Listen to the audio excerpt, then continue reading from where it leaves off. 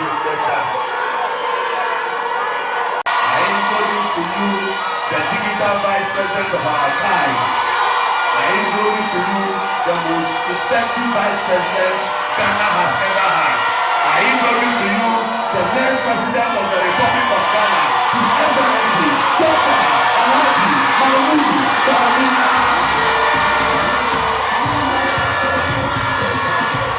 Going around the country, touring every constituency, all 276 constituencies. And by the grace of God today, I have arrived in Keta Constituency.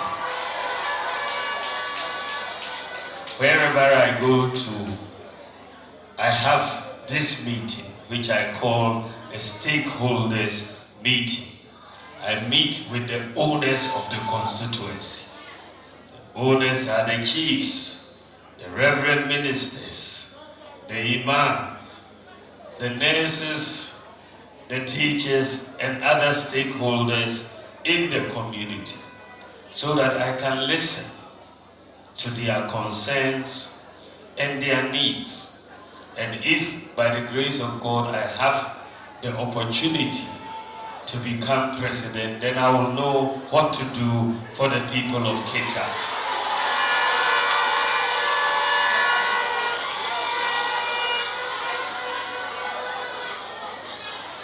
I am a person who believes in solving problems, in making things possible.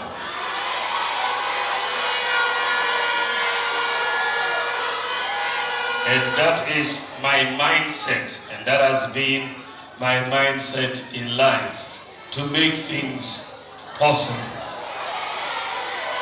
I believe that I can offer myself as president to transform Ghana into a modern, prosperous country. A country that we will make sure we don't leave anybody behind. We don't leave any region behind, any district behind, any religion behind, any ethnic group behind. We don't leave women behind. We don't leave the youth behind. We don't leave persons with disability behind. We don't leave the lepers behind. We carry everybody to prospects and prosperity in Ghana. And that is the mindset I work in. I believe with God, all things are possible.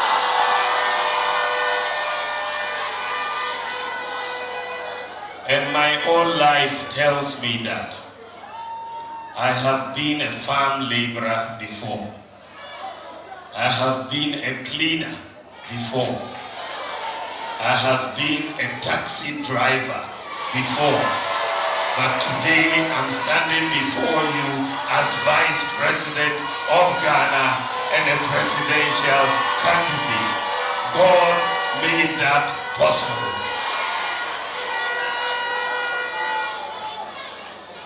I'm so happy to be in Keta NMTC today.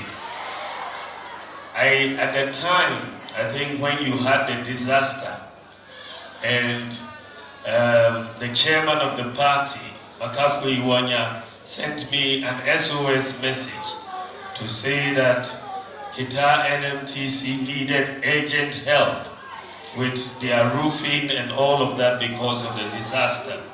He sent me the pictures, and when I saw the pictures, I didn't hesitate at all. I said, how much is it? They told me, and I sent what was required.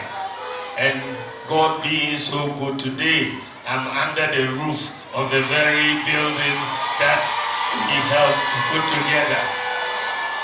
It is unbelievable. And sometimes God does things that we don't understand. And He uses all of us for different things. That's how God works. And so today, God has brought me here, and the principal has made certain requests for NMTC. So I believe God is talking to me through the principal. that I should do something for NMTC. So I'm going to listen. I know that you have requested laptops, a projector, motorbikes, generator. I'm going to provide them for you.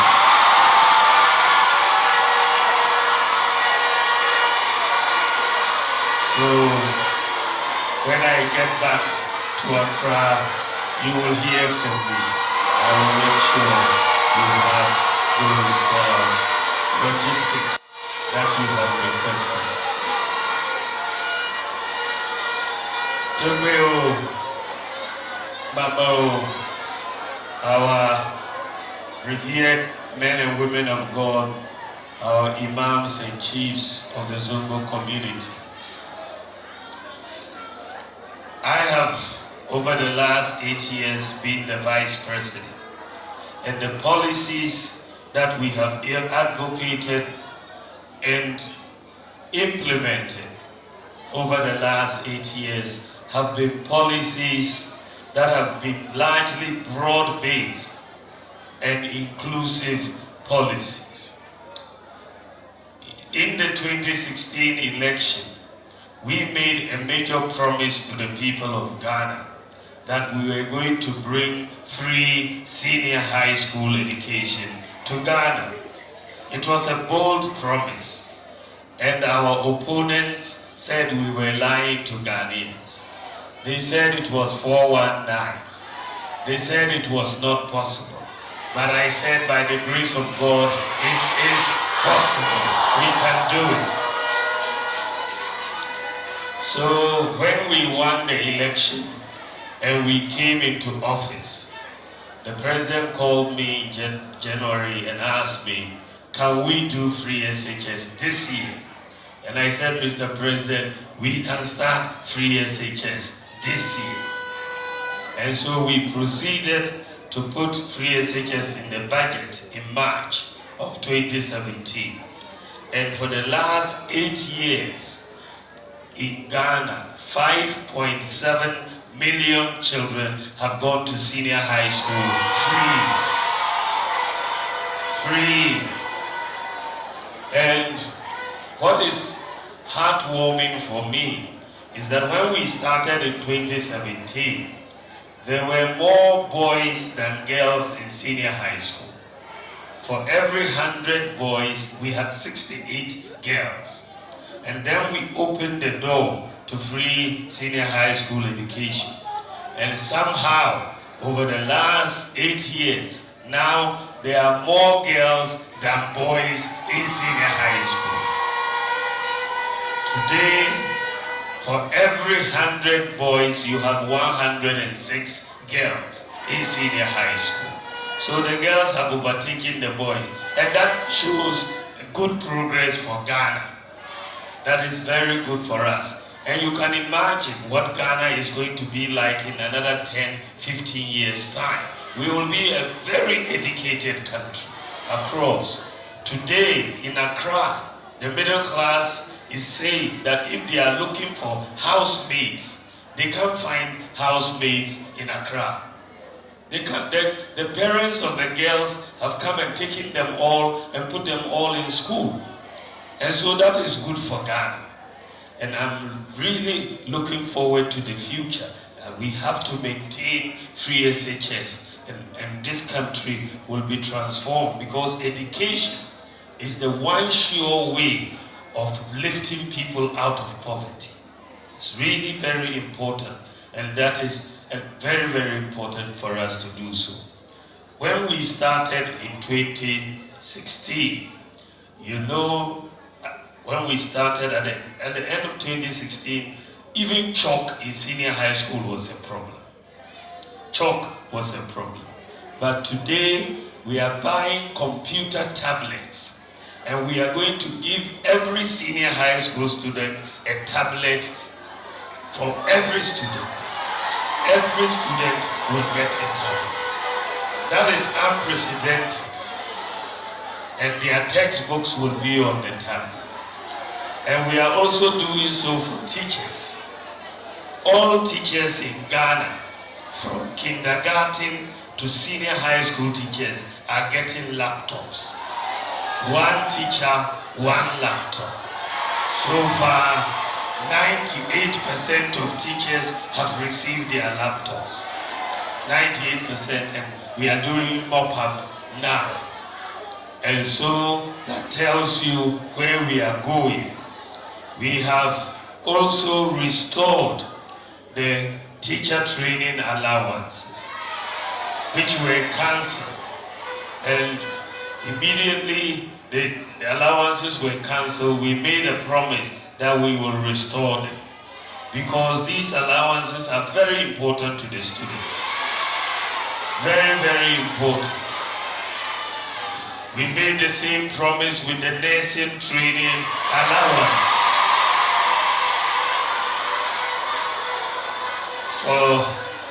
For those of us from relatively poorer parts of the country, we understand the importance of these allowances, because the students depend on them and their families also depend on them.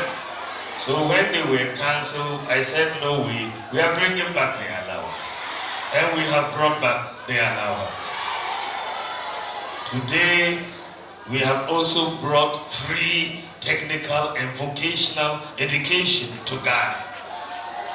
Technical and vocational education is now free, just like senior high school education. And because the world is now a world of skills, and we want our students to acquire skills. So we have brought free technical and vocational education, and we have invested the largest amount in technical and vocational education by any government in the last 30 years. We have done 6 billion Ghana cedis of investment in technical and vocational education and retooled all our technical and vocational schools. We have also uplifted the National Ambulance Service. When we came into government, Ghana had only 37 ambulances in the National Ambulance Service. It was virtually collapsed. And so we said, one constituency, one ambulance. Let's make sure we have ambulances all across the addresses. And so any serious country, any modern country must have an address system. I say to people that if you go to America today, Germany, England, Canada, and you collapse their address system, their economy will collapse. Because everything works around the address of people.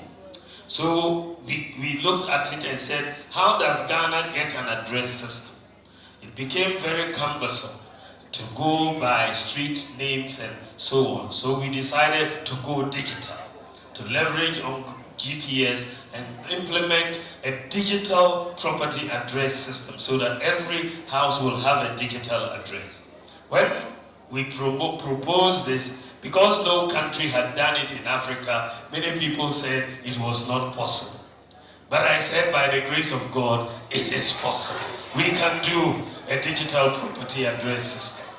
And we have done a digital property address system. There is no house in any town or village, no location. It can be a kiosk, it can be a wayside, anywhere has a digital address in Ghana. So it is now very easy to go from one place to another to find any location in Ghana. So we've solved the problem of digital addressing or an address system in Ghana. And Ghana, by the way, is only the second country in the whole world to implement a comprehensive digital property address system. We are the second country. Then the third problem we faced was that most Ghanaians did not have a bank account. Over 70% of Ghanaians did not have a bank account. That was again another problem, because in economics we know that for any economy to prosper, the people must be included in the financial system. That if 70% are excluded, then you cannot go far as a country. Many people had Momo accounts, but not bank accounts. But the Momo accounts were limited. Because if you had MTN, you couldn't transfer money to somebody with Vodafone. Or you couldn't transfer some money to somebody with Airtel TV. If you had a Momo account, you couldn't transfer money into a bank account. If you had a bank account, you couldn't transfer money into a Momo account.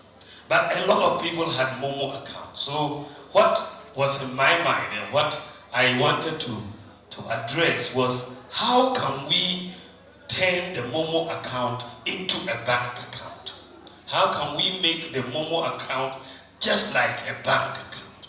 So I came up with this idea that Ghana should implement what we call mobile money interoperability, which means make the mobile companies one to the other interoperable and make Momo also interoperable with bank accounts. When this idea first came up, many people didn't understand it because no country in Africa had done it, and we were the first to try it on the continent. But mobile money interoperability is actually fairly simple.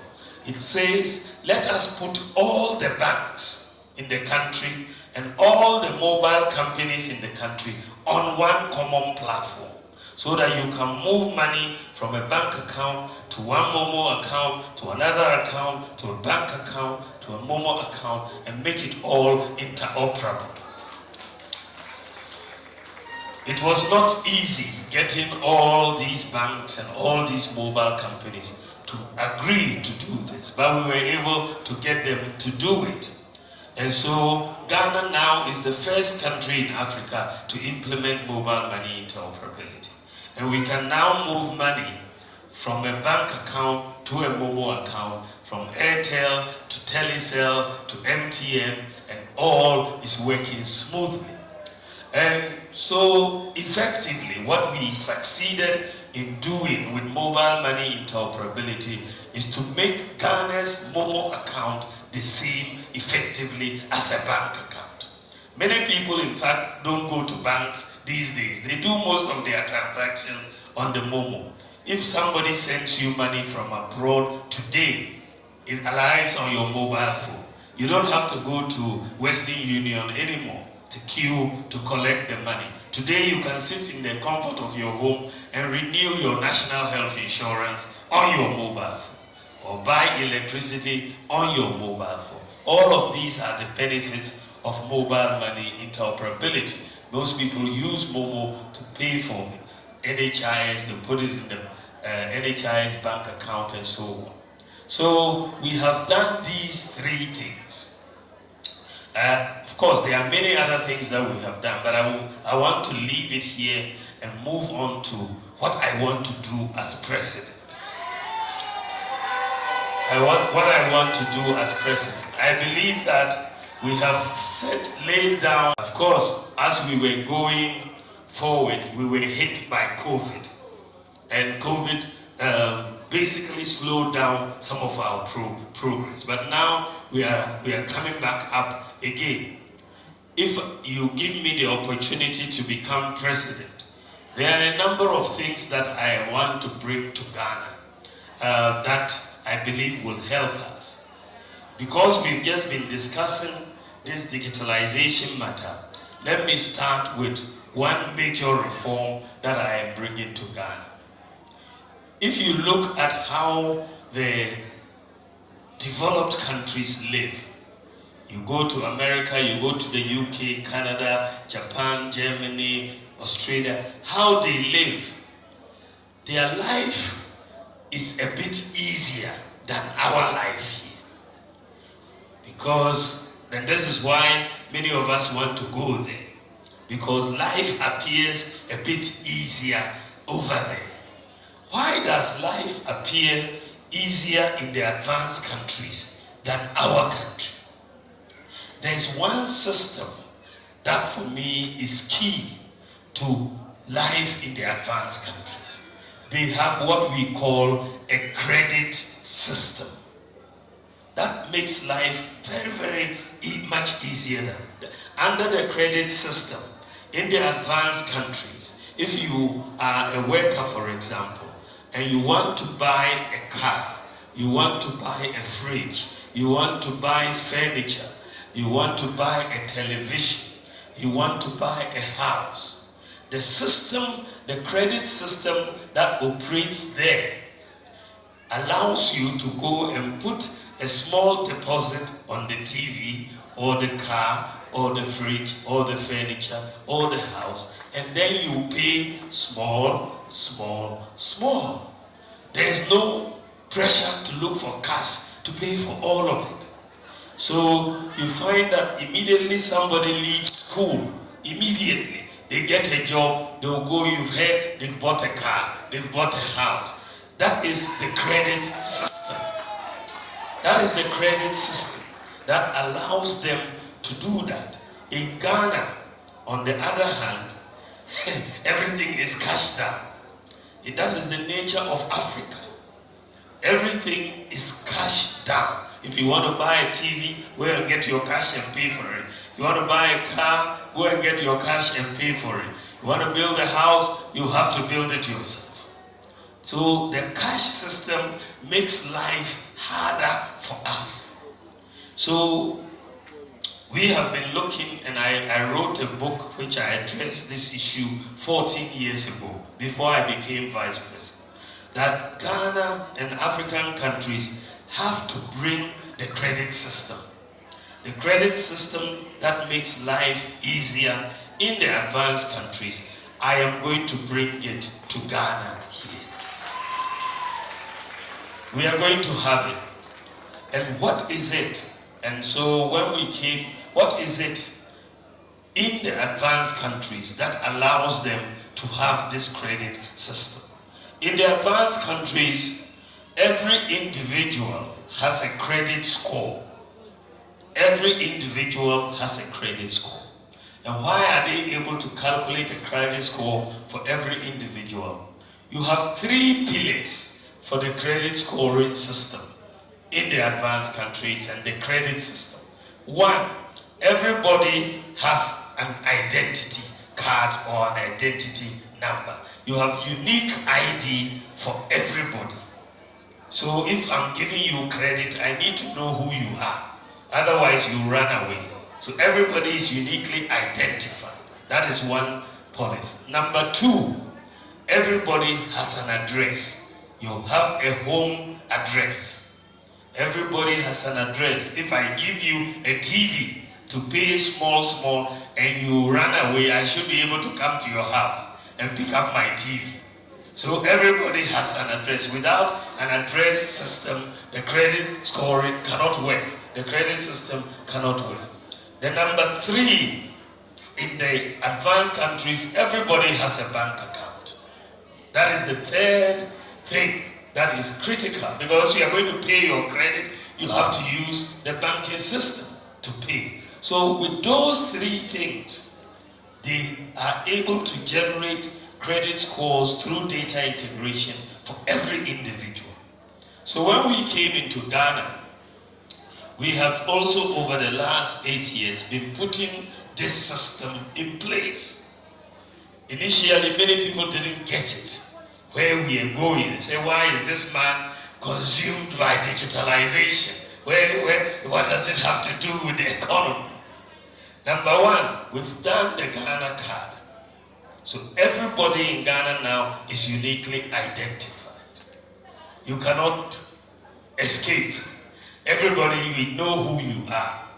Number 2, we have done a digital property address system. Every house in Ghana has a digital address. And in fact, I insisted that in anybody applying for a Ghana card, they have to provide their digital address. You remember, when you apply for your Ghana card, you have to bring your digital address.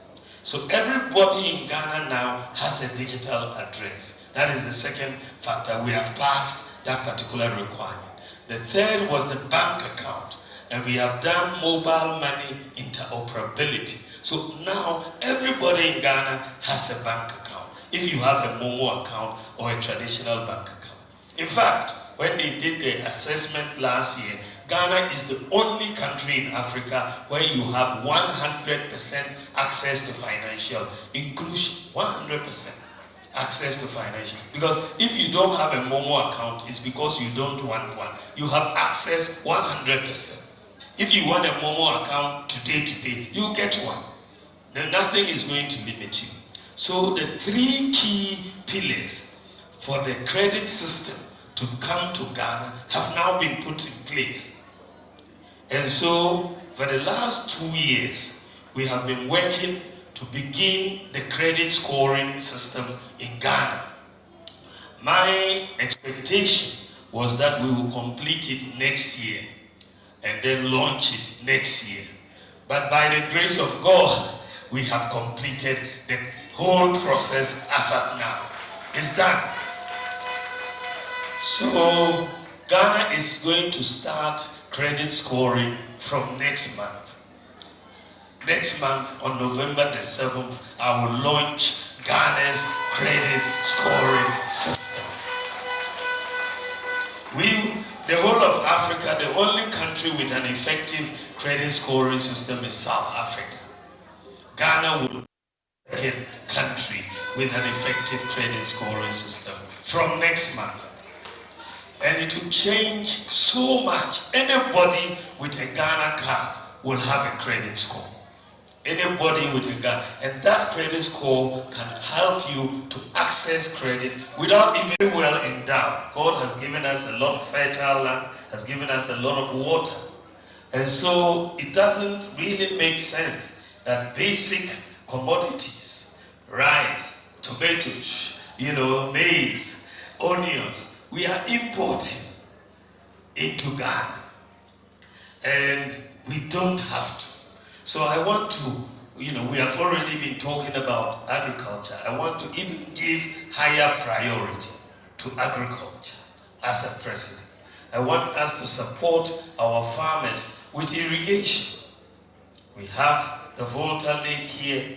We should be able to use it for a lot of irrigation for our farmers. I want us to support them with the best technology in terms of seeds and fertilizer. But I also want, you will see that recently, for example, we have given every district in the country equipment for road construction. Every district has excavator, grader, roller, backhoe, tipper truck. So that we'll do. I'm going to do similar for farmers. Every farming district is going to have a district agri mechanization center. So we bring all farming equipment to the disposal and put all of that at the disposal of our farmers. Not all farmers can buy tractors and combine harvesters, but we can use all this equipment to help them in the farming process. And I believe that we can go very far in helping the farmers. The second thing that I want to do is to bring a new policy into Ghana to reduce the cost of electricity, because our electricity bills are too high. I'm sure you will agree with me. The electricity bills are too high, and so we need to bring them down. The reason why our electricity bills are high is because we are importing oil and gas to generate electricity, and we are bringing it from outside the country, and so we are paying international prices which are high. So when we bring it into Ghana, it results in higher cost of electricity. I want to take a bold decision next year by the grace of God to move Ghana away from oil and gas and go for solar power. Solar power to generate electricity. Solar power has many benefits. It's a renewable source. God has given it to us for free. We don't have to import and pay $1 of foreign exchange for the sun. Immediately we wake up in the morning, the sun is beating us. We are even running away from the sun. So the technology exists, and so we are going to harness solar power. Initially, we are going to harness 2,000 megawatts of solar power. Our consumption is less than 4,000 megawatts a year. So we will harness 2,000 megawatts of solar power, and we're going to have solar farms in every district. Every district will have solar farms. Harness 2,000 megawatts, put it in a grid, and that will bring down the cost of electricity by 50%. 50% reduction in the cost of electricity. And that will help so many businesses and individuals. It will reduce our cost of living because we spend a lot on electricity, and businesses will be able to expand production, because for now many businesses are not able to expand because the cost of electricity is so high. So I think that that is one area that I want to focus on immediately we come into office. If by the grace of God I am president, we will move Ghana away from oil and gas to solar power and do that. When I talk of solar, I'm also thinking of our fishermen. Our fishermen across have one major problem, and Ghana has been grappling with this problem for many, many years, and that is the access to premixed fuel. Many, many fishermen have the problem of accessing premixed fuel, and every time you have shortages. And we have been doing a lot of soul searching how to solve this problem. We've brought in some automation in the premixed fuel distribution, but doesn't seem to be sufficient. But by the grace of God, we found out that there are now new outboard motors that have come that don't need premixed fuel. New outboard motors that don't need premixed fuel. You can either go with solar or electric batteries. You don't need premixed fuel for the new outboard motors. So we quickly contacted the firms making these new outboard motors that don't need premixed fuel and say, we need your technology in Ghana to help our fishermen. And so, by the grace of God, by the end of this month, the pilot for the new outboard motors will begin. We are going to show all our fisher folks across the coast how these new outboard motors work. And so I assume that in the first week of November we'll begin the demonstration to all the fisher folks so that they don't need to worry about premix. The solar, once you are moving on your boat, it is charging your battery for you and you are moving along. You don't need any premix fuel. So it will save the fishermen a lot of money and a lot of worry, and it will stop the corruption in the distribution of premix fuel. We are also going to provide, and we have registered all the canoes. We have about 22,000 canoes registered. So we have the data. And what we are looking at is providing credit facilities to all the canoe owners so that they can acquire these outboard motors and just pay small over time. And then they will have their... So I'm very, very excited that this problem we are going to solve it. That we will use these outboard motors that don't have premix needs. We don't need to use premix fuel. The third area that I am very focused on, and which I want to address, is the area of jobs for our youth. It's a major problem for us. And the fundamental point is that if you don't produce things, you don't have jobs, isn't it? To create jobs, you must make things. You must offer services. So, a few months ago, I visited the Volta Star Textile Company in Japan. When I went there, because the parliamentary candidate had told me that the company was having problems. So we went there. And then I found out that there was no production taking place. that used to be Akosombo Textiles. There was no production taking place. And I said, what is the problem? And they said, well, before we were the ones making all these school uniforms for the senior high schools. You have over 700 senior high schools. So there was a lot of work going on. But they said that, oh, recently some people have started importing these things from China. So we don't have the contract anymore, we don't have the order. So that got me thinking, and I then came up with a new policy which I put in my manifesto. And that policy is Buy Ghana First policy. Buy Ghana First policy. I'm going to back it by law. By law, government, if it's going to procure anything, will have to look first into Ghana. As long as we are making that good or service in Ghana, we'll buy it in Ghana first. You can only be allowed to bring it from abroad if we cannot buy it in Ghana.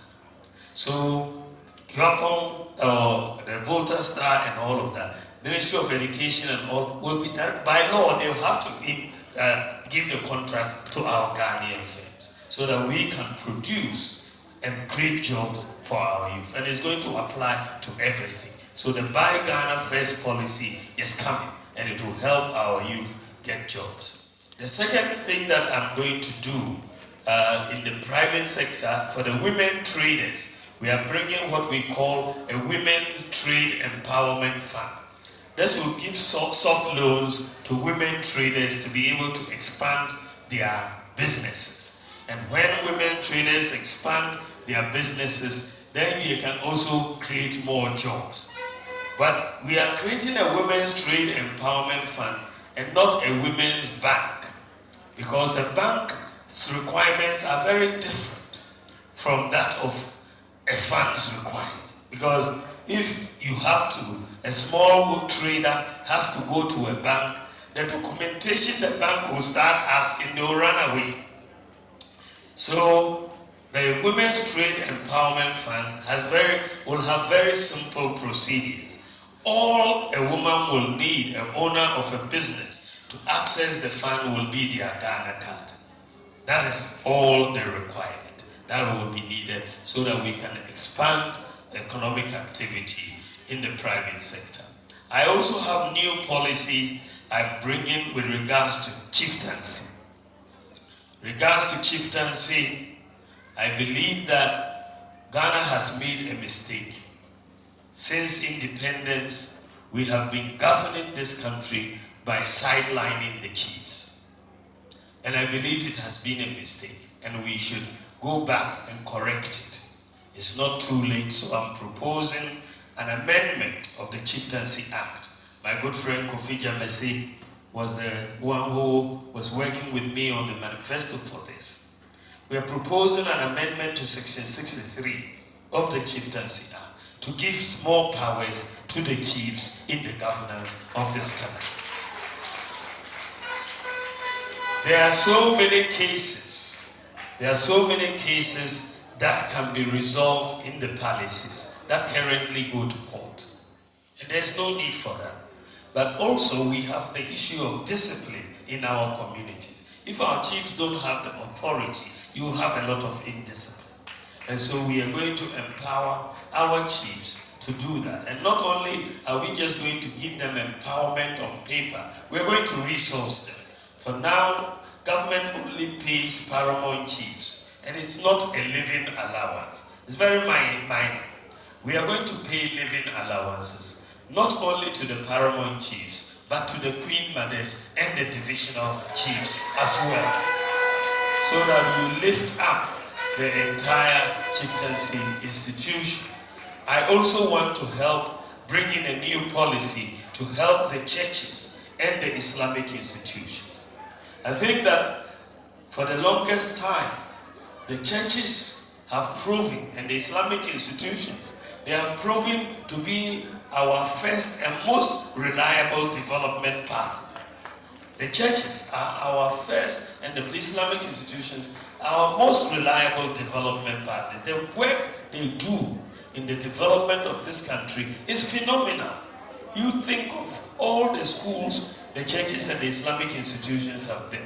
Think of all the hospitals. If you take them outside Ghana, Ghana will collapse. And so, but government doesn't do anything for them. Everything that the churches and the Islamic institutions are doing is through donations. Fees of eating. That's what they used to do, their work. But when the foreigners come to build a hospital or a school, we call them development partners. So if they are bringing some equipment to a hospital, we say you don't have to pay duty because of your status as a development partner. If a church is bringing in equipment, we say go and pay duty. Islamic institution, go and pay duty. I'm going to change that. I'm going to classify all the churches and the Islamic institutions as development partners entitled to the same incentives. And I believe that once we give you that status, the churches and the Islamic institutions will get a lot of support.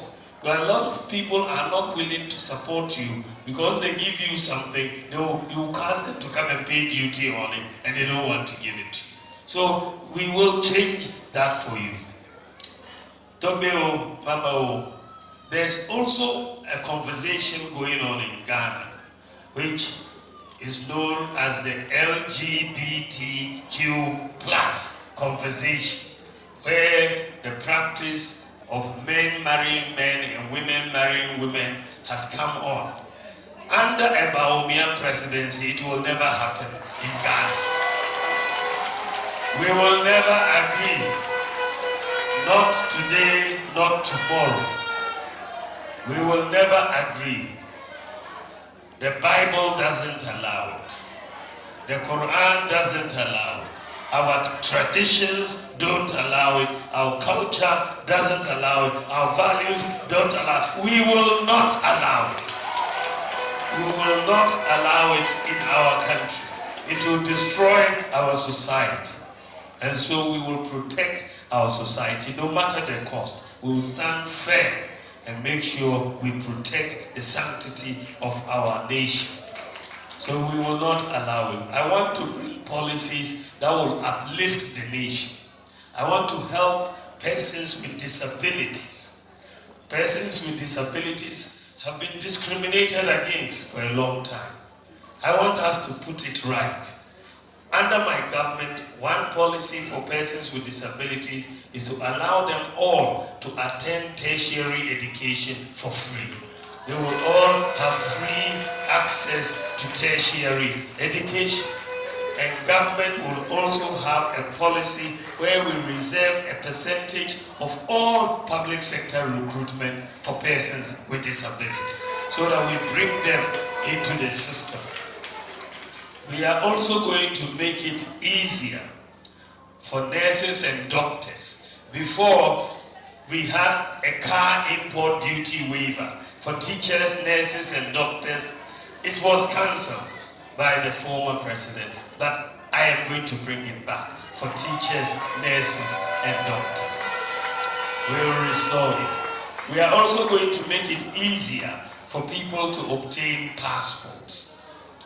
Today, if you want a passport, you get a form, add your birth certificate and other documents and so on. But when you look at the passport form, which I took my time to look at it, in fact, what is interesting is that at the time we were doing the Ghana card, I made sure that all the questions on the passport form were also on the Ghana card, and for this reason that I made for sure. So if you look at the passport form, all the questions we are asking, what is your mother's name, what is your father's name, what is your hometown, all of it is on the Ghana card. All of it. So from next year, by the grace of God, anybody who has a Ghana card and wants a passport will not need to fill any form anymore. We will print it for you and you pay your fee. We have all the information. We have your biometrics, we have your iris, everything all the information, your picture, everything is on the Ghana card. So we'll be able to do so. We are also going to make it easier in the area of driver's licenses. Today, Ghana's driver's license is valid for 6 years. But every 2 years, you have to go and renew it. Every 2 years. We are going to change that. The new driver's license regime, it will be valid for 10 years and you renew every 5 years, you will renew. So it creates less pressure on all of us. As I bring my remarks to a close, I just want to make the point that this election is about two main contestants. Myself and the former president are contesting this election. And he has been president before. Let's remind ourselves of that. So if we vote for him, he can only be president for 4 years. And then he's gone. For the next election, he'll have to come back to Keta to give an account for what he has done. But for me, by the grace of God, I can be president for 8 years. Which means in 4 years' time, I'll be right here in Keta to account for what I have done. I'll have to give an accounting of what I have done. And now I know a project very dear to your heart is the Keta port. I'll have to give an accounting as to what I have done with the Keta port. I have to account for it. The town roads, I have to account for the roads, isn't it? So because I know that I have to come and account, I'm going to work very, very hard to make sure when I come, you will know what we have done. So I believe that because of accountability, you should give me the chance. But you've also seen my work as vice president. As vice president, many people are saying that I have been the most effective vice president. It's not me who's saying it. That's what many people are saying. If that is the case, then I have passed the vice president exam. So promote me to go and become president of the Republic of Ghana. Give me promotion so that I can become president of the Republic. I believe I can do a lot more as president with all the full authority. And so I want your support so that I can do it, so that we can get this. But I'm not alone. We have a parliamentary candidate here who is Hope Lekete. And let us vote. We are both number 1. Dr. Bawumia and Lekete are number 1 on the ballot. Help us and let us make history. Thank you very much. God bless you. God bless you. God bless you. Adename. Dawuma class we do go kama. Leina dawuma kono koga. Afero go. Dewani yo bo na ye. Leina dawuma kono koga. Choboy. Aba akledo go kama. Chodiana. Dawuma class we do go kama. Leina dawuma kono koga.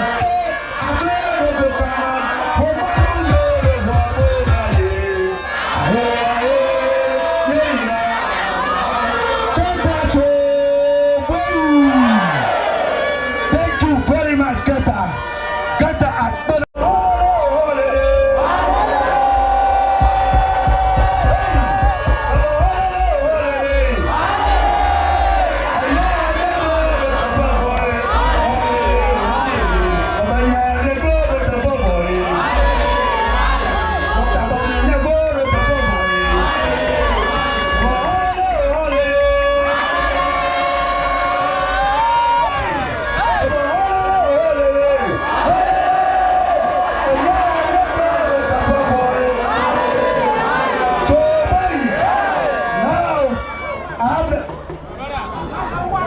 I have the privilege to introduce to you, to the stage, the next president of the Republic of Ghana, His Excellency, Dr.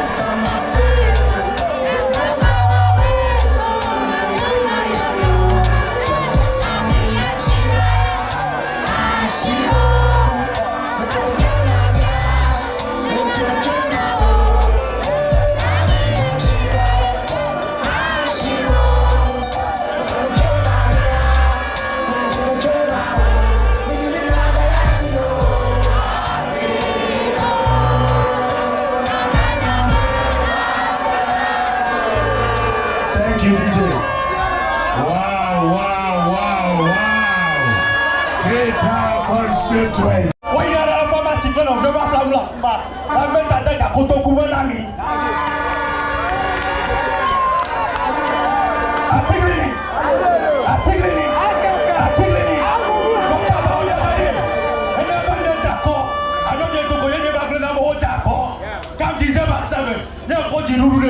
So help me on